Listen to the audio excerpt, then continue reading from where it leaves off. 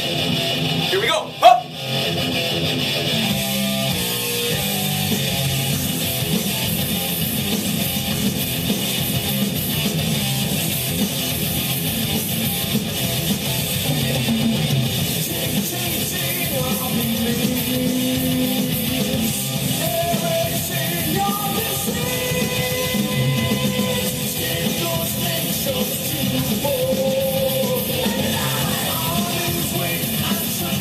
We got a 1, a 2, a 3, and a subdued. No, hell no. We're getting a full out. Hey, Metal Mike coming at you Thursday morning. Can you believe it? Here in Minnesota, it is 34 degrees out with a wind chill or whatever. The real feel 24. So it's cold already. We even got some flurries this morning.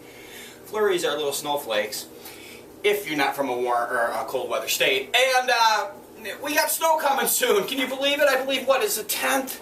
It's the 11th today. Holy macaroni. Well, let's start out the video, as I have promised, with a little metal recommendation review. Woo! We got Hades, Resisting Success. Now, this came out late 80s. Mid to late 80s. This is a band out of New Jersey, and this is their first, I believe, full album that they released. They were on quite a few compilations, and this actually came out on Torrid, and Torrid Records was an independent label that actually put out the very first Exodus album, Bonded by Blood. And so a real small label. This record has seen better days. It's got Damage to the End, but the vinyl itself plays real well. And it's really, you know, it's a thrash metal album. With its roots in heavy metal, more speed metal, thrash metal, but really pretty decent production, as you could maybe hear from that. It's got the old school singer with the high vocals. We gotta love that, right? But I would recommend it. It's a sleeper. It's an interesting, fun listen. If you're into old school thrash metal, you can't go wrong. Let me adjust this camera. And look at that. How many minutes are we in? We are in at 3:18 and counting. So, what is this video about today? Well, let's give an update as to what happened yesterday. Remember, I'm in a situation right now where I'm going to a home that had an estate sale. Actually, had 2 or 3 of them.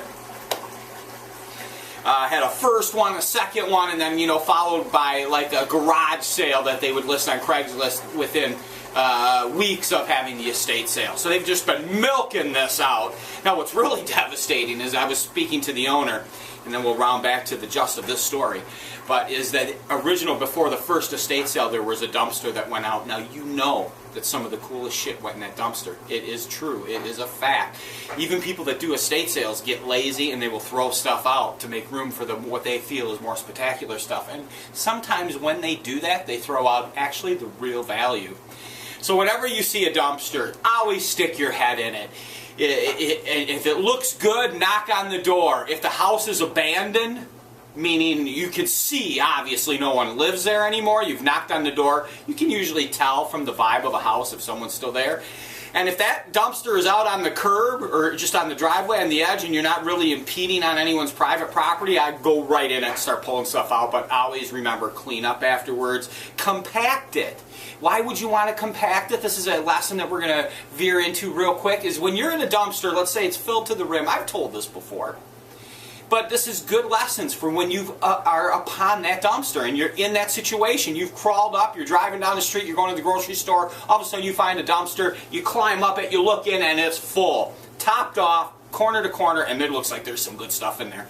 What you want to do to attack it is you want to drop into the corner. And then you want to dig a hole out right in the corner of the dumpster, so that everything is in front of you and nothing is behind you except the dumpster walls.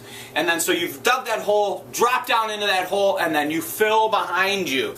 Now, if it's really good stuff, you're going to be putting stuff out. When you find something decent and nice, climb out of the dumpster, go put that in your vehicle immediately. You don't want to sit there and pile it up next to the dumpster. Then if someone comes up and goes, "Hey, what the fuck are you doing? We want this stuff." You've already got the decent stuff that you found in the truck, rather than that way you're shut down right there and you've already got some stuff.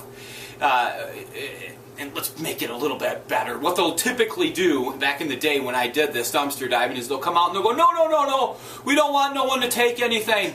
And then you've already got a load, so that's fine. But if you got the stuff next to the dumpster, you're going to end up having to put it back in there. Let's hope that that doesn't happen. That's like 1% that you'll have that happen. The best thing you can do is you've already knocked on the door. You've already made your speech to someone. If someone answers the door, you just ask if you can go into it. A lot of times you'll hear them counter with, oh, there's nothing in there of value. It's garbage. You just look at them very honestly and go, listen, this is how I put food on the table for my children. I promise I won't make a mess. Can I just look and take anything that I can use or feel that I can repurpose on some level? And they will typically, almost always, 99.9% of the time say go for it. And then always, when they say yes, put the cherry on top and go, and I promise I will pick up around the dumpster. I will make sure that when I leave it, I will have more space left for you to throw more stuff out, which works out. And here's the psychology behind that. Okay, you've dug through the dumpster, you've got permission, so everything is going A+, thumbs up. You've got a load in the van.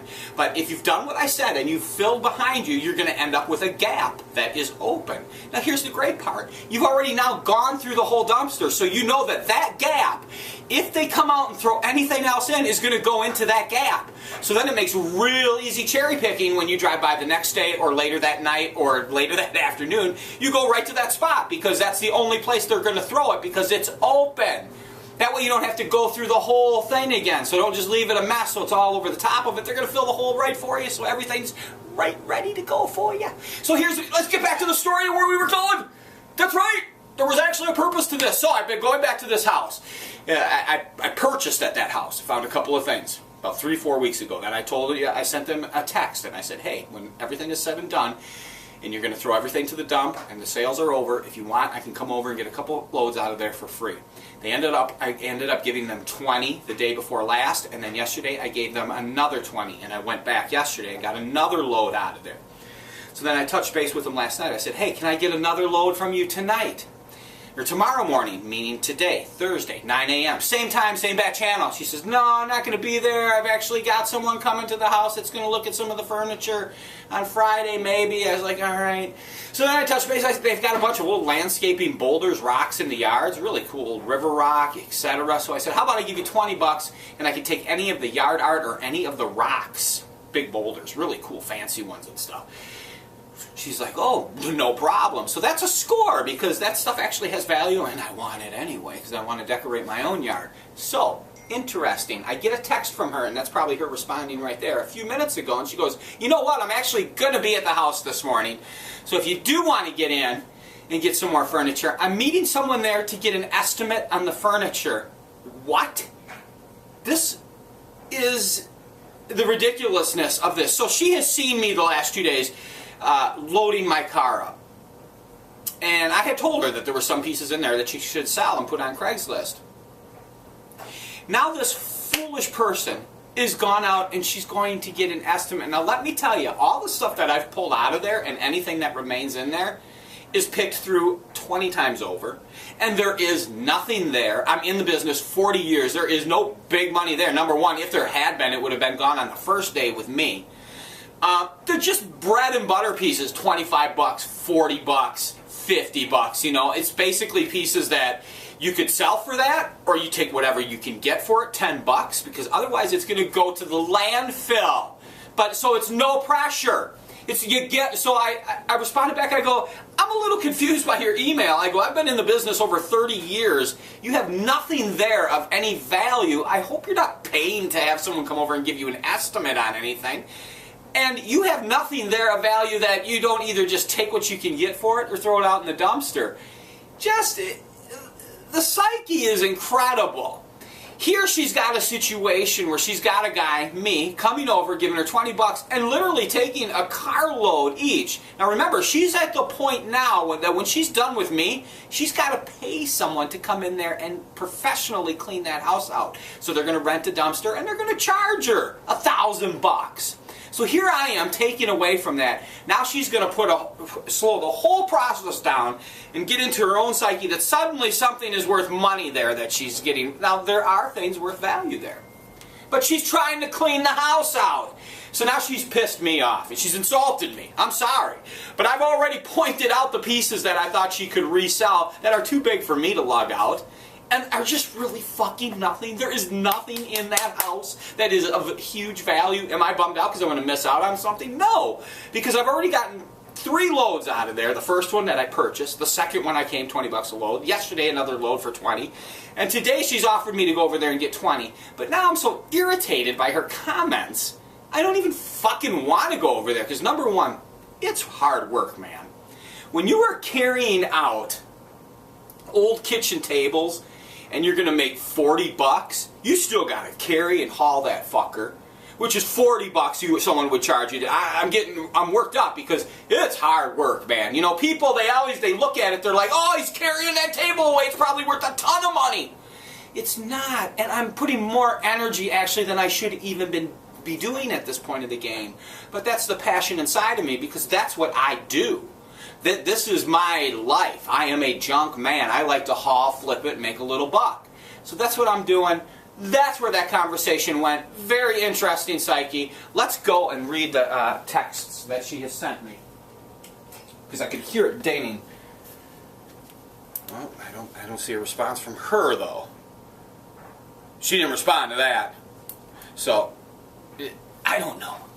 Weird people. People are strange. But let's not kick away from the whole fact. It was a really good deal. $20 for a load. I've got some pretty decent shit.